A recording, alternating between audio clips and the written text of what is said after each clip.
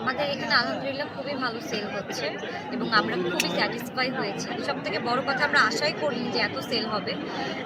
এই যেগুলো দেখতে পাচ্ছেন এগুলো আমাদের ৩ বারে করা। মানে ফার্স্ট আমরা যখন আনছি সকালেই শেষ হয়ে গেছে।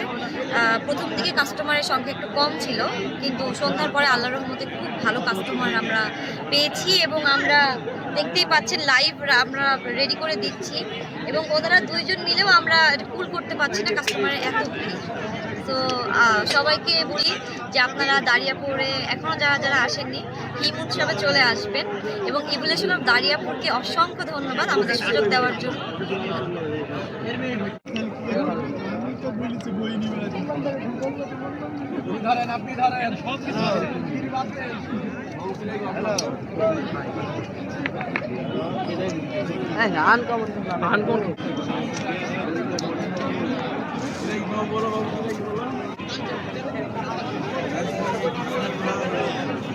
নাকি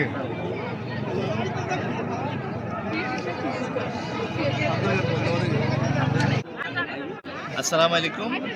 আজকে আমি এসেছি দারিয়াপুরের পিঠা উৎসবে। সো এখানে এসে পরিবেশটা অনেক ভালো লাগছে এবং অবশ্যই আমাদেরকে মনে করিয়ে দিচ্ছে ছোটোবেলাকার যে আমাদের ঐতিহ্যবাহী যে পিঠা উৎসব বা মায়ের হাতের যে পিঠাগুলো ছিল আমরা ছোটোবেলায় খেতাম।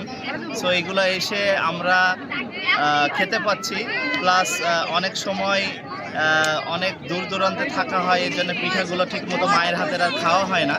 বাট আমরা এই পিঠা উৎসবে এসে আমরা এনজয় করতেছি এবং পিঠা খাচ্ছি এবং এই শীতের সময় পিঠা তো প্রত্যেক ঘরে ঘরে একটা উৎসবের মতো চলমান থাকে। সো আমরা এটাতে খুবই এনজয় করছি এই পিঠা উৎসবে এসে। এরকম উৎসব যেন প্রতি বছর